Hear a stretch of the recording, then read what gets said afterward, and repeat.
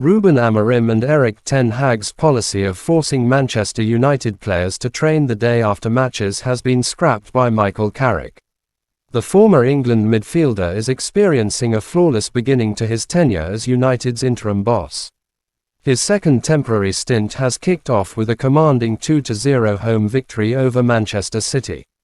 A thrilling 3-2 success away at Arsenal and a last-gasp triumph against Fulham.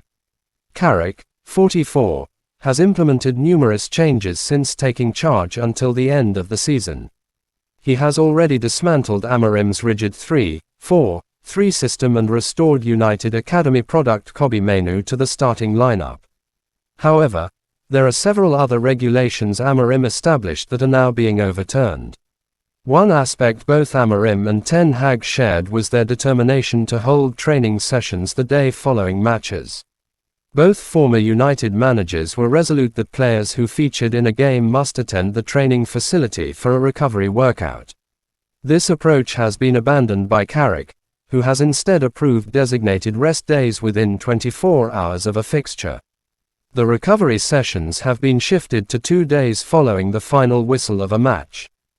It represents another instance of Carrick dismantling Amorim's previous methods and implementing his own principles and philosophies. Despite being in position for barely a month, he has already overturned 5 restrictions the former Sporting Lisbon chief had put in place.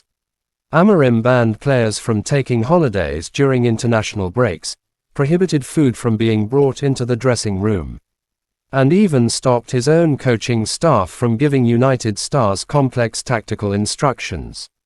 Carrick has also shortened training sessions, whilst ramping up the intensity of drills, and changed the timing of when his squad arrives for fixtures. It's fair to say his modifications are already paying dividends. Liverpool didn't want to recall Harvey Elliott from his loan spell at Aston Villa, who appear dead set against signing the playmaker.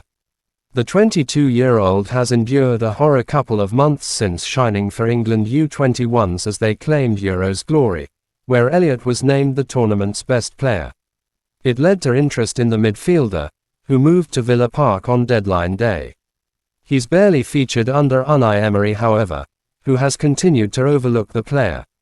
Villa know they would have a pay fee of around £30 million if Elliott makes 10 appearances, as per his loan agreement, and are looking to avoid that.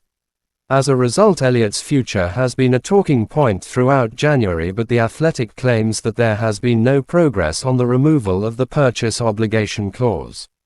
And Liverpool themselves didn't want to bring the player back to Anfield. Elliott will therefore stay in the Midlands until the end of the season, where he is likely to remain a peripheral figure with game time very much at a premium.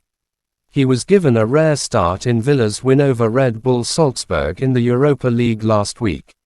But Emery admitted that his stance on the player had not changed, with the club unwilling to spend the necessary amount. The Spaniard said earlier this season, "The problem we have with Harvey is that this year he is on loan, and in case he plays matches we must buy him. We decided 2 months ago that we are not convinced to sign him, spending the money we would need to sign him. He is training every day, always every day, with very good behavior and to help us in training sessions. This is not something good for him and good for us, but this is football and sometimes we must take some decisions which are not good for everyone." Elliott was very much a squad player at Liverpool prior to his exit. Nearly all of his appearances last term came from the bench, leaving plenty to question whether he was trusted by Arne Slot. He started just twice in the Premier League, and has since fallen down the pecking order.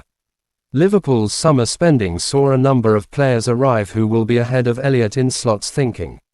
It leaves the player in limbo ahead of this summer, when he's poised to head back to Anfield, but will likely be on the market once again.